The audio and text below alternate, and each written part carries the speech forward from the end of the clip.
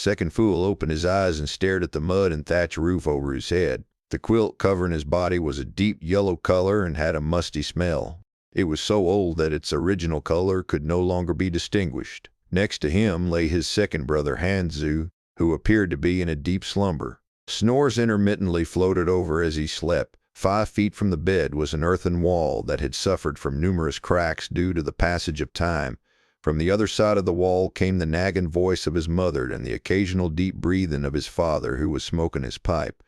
Second Fool slowly closed his eyes, trying to force himself to sleep. He knew that if he didn't go to sleep now, he wouldn't be able to wake up early the next day. If he woke up late, he wouldn't be able to go up to the mountains with his good friends to gather firewood. Second Fool's real name was Han Li. This elegant name was not given to him by his parents. When he was born, his parents had offered 2 pieces of cornbread to the village's elder Zhang in exchange for giving the baby Han Li a second name. When Uncle Zan was young, he had attended school with the wealthy children in the city. As he was the only one in the village who knew how to read a few words, more than half of the children in the village were named by him. Han Li was called Second Fool by those in the village. Despite his name, he wasn't stupid-looking or foolish. On the contrary, he was actually the smartest person in the village. But just like the other children, aside from when they were home, nobody called him by his official name, Han Li. Instead, they called him by his pet name, Second Fool.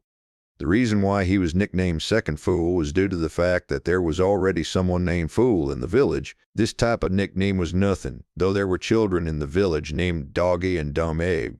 These names weren't nearly as pleasant sounding as Second Fool. Because of this, Han Li felt some consolation, even though he wasn't very fond of his nickname. Physically, Han Li was very ordinary. He was tan and matched the generic descriptions of a child born in a farming village.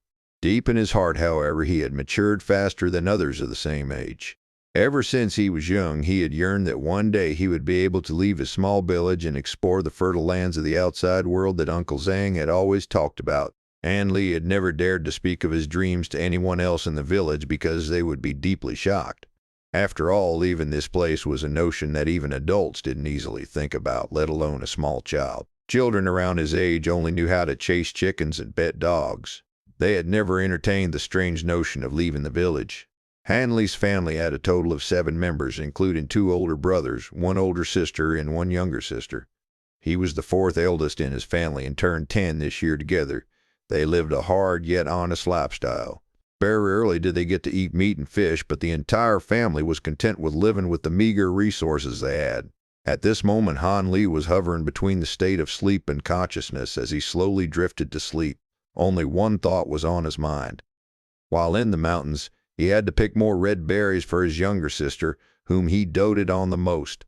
The next morning, at noon, Han Li was shielding himself from the scorching sun overhead in the shade casted by the pile of lumber on his back. Wrapped around his chest was a pouch filled to the brim with red berries that bounced with each step as he walked home. He had no idea that at this moment there was a guest in his home, a guest that would change his destiny forever. This guest was actually someone who had very close blood ties with Han Li. When Han Li was young, he had only met his 3rd uncle a few times.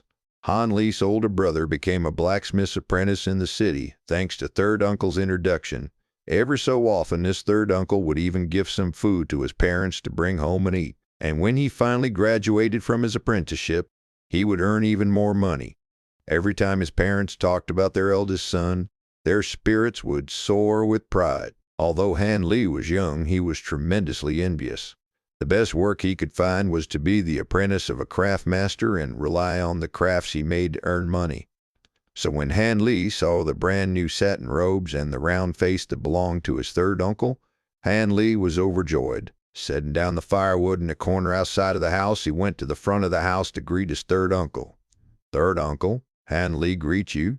After doing so, he obediently stood to the side and listened to his 3rd uncle chat with his parent. It turned out his 3rd uncle's restaurant had the backing of the 7 Mystery sect. This sect was divided into the inner and outer divisions. Not too long ago, 3rd uncle had been officially recognized as an outer disciple. That meant that he could bring a child between the ages of 7 and 12 to take the inner disciple examinations. The moment the usually docile Father Han heard the words Joking Hu and sect along with many other phrases he had never heard before, he felt very hesitant.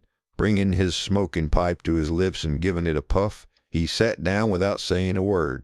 According to Third Uncle, the Seven Mysteries sect could be considered one of the best sects within several hundred miles. If one were to become an inner disciple, not only would one be able to practice martial arts for free, one would also receive a monthly allowance and have his needs taken care of. Not only that, those who didn't pass the inner disciple examinations could still enter the sect's outer division and become an outer disciple like Third Uncle. They would still have the opportunity to help the Seven Mysteries sect handle its external affairs upon hearing the possibility that his son could receive a monthly allowance and even become as successful as his third uncle. Han Lee's father finally decided to give his approval. After getting the approval from Han Lee's father, Third Uncle felt elated. After giving these instructions, Third Uncle bid farewell to Han Lee and his father, patted Han Lee on his head, and left for the city. While Han Lee didn't fully comprehend his third uncle's words, he could understand that he would be able to earn money in the big city. It seemed that his dream from before was finally going to come true, making him so excited that he could not sleep for the first few nights. After 1 month had passed, Third Uncle returned to the village, wanting to escort Han Lee to the testing site. Before he left, Han Lee's father repeatedly instructed Han Lee on the ways of proper behavior. One must be honest, have the capacity to endure, and avoid unnecessary conflicts with others. Meanwhile, Han Lee's mother urged him to take care of his health and to eat and sleep well on the carriage. Han Lee had to bite down on his lips to prevent himself from crying as he watched his parents gradually disappear from sight. Although he had always been more mature than other children of the same age, he was still just a 10-year-old child. This was the first time he had left home, so he naturally felt depressed. A homesickness developed in his heart, and he was determined to rush home after he struck rich, never to be separated from his parents again. Only those who lived in the mountainous region, and the natives with no knowledge of the outside world, called the village Green Ox City. The only reason Han Lee knew about this was because he had been informed by his uncle Zam, who had been working as a gatekeeper for more than 10 years. There was also only one tavern in the village, located on its western border. For any traveling merchant that didn't want to sleep outdoors, this tavern was the only option. There was only one road for carriages in the western part of Green Ox Village. It ran from the gates of the village and the Green Ox Tavern all the way to the Spring Fragrance Restaurant, the only other place anyone would visit besides the tavern. Spring Fragrance Restaurant wasn't big by any means and was actually quite old-fashioned. However, this establishment had a certain charm that was appealing to many travelers. Every day at noon there would always be a crowd of people, making the place constantly swamped. A bearded man with a round face emerged from a carriage along with a dark-skinned, rotund little boy who looked to be around 10 years old, and they both walked into the... All of the regular customers knew who this man was. He was the manager of this restaurant, Fatty Han. The boy, however, was not someone they were familiar with. Elder Han. This tan little boy resembles you a lot. Could it be a child from a prostitute you spent the night with? Someone joked. They were Han Lee and his third uncle, who was known as Fatty Han by the village people. Fatty Han greeted a few regulars before bringing Han Lee to the back of the restaurant and entered a remote courtyard. Zhao Li, you should rest here for a while. When the time comes for the inner disciple examinations, they'll call you. For now I must leave in order to attend to a few regulars. Fatty Han pointed at a side room in the courtyard and kindly motioned for Han Lee to enter it. After saying that, Han Lee's third uncle turned around and hurried back inside the restaurant to tend to his customers. As he reached the door, he felt a sudden unease in his heart and reminded Han Lee, "Don't run about. You might get lost in the village if you wander around, so it's best if you don't leave this courtyard." Hearing Han Lee's honest response, he nodded in relief and walked out the door. After his third uncle left the courtyard, Han Lee suddenly felt exhausted. The moment his head landed on his pillow, he fell into a deep sleep and began snoring, surprisingly without the fear of a normal kid staying alone in unfamiliar surroundings. When the night came, a servant came by with some food. Third uncle seemed satisfied with Han Lee's response. He began to talk to him about his daily life and bragged about many of his experiences. Gradually, Han Lee became less shy and started to laugh and talk with his third uncle. In this manner, 2 days passed by quickly. On the third day after Han Lee finished his dinner, he was waiting for his uncle's stories of Jackie Hu when a carriage stopped in front of the restaurant door. This carriage was painted a shiny black color, and even the horse was a rarely seen golden steed. But what attracted the most attention was that on the frame of the carriage was the word mystery, written in silver characters in the middle of a red triangle emblazing a black banner. The image on the banner also emitted an unfathomable air. Seeing this banner, every martial arts expert in the area knew that this carriage belonged to one of the two local overlords in the area, the Seven Mystery Sect. It seemed that an esteemed guest had arrived in Green Ox Village. The Seven Mystery Sect was previously known as the Seven Supreme Sect, and the sect was established 200 years ago by an extremely famous martial master named Sovereign Seven Supreme. Having once swept across and dominated the Jing province and the nearby Shu province for a few decades, the Sovereign Seven Supreme was resoundingly famous. But after he was afflicted with illness, the power of the Seven Mystery Sect took a devastating hit, and its influence dropped drastically. In the end, the Seven Mystery Sect was forced out of the main city of the Jing province by the combined efforts of its rival sects. Thus, 100 years ago, the sect was forced to relocate to an extremely remote area called the Celestial Rainbow Mountain. From then on, they rebuilt their roots in that third-rate region and became a local powerhouse, as the old saying goes. A starved camel is still bigger than a horse. The Seven Mysteries sect had once been a major sect, so it still possessed substantial potential.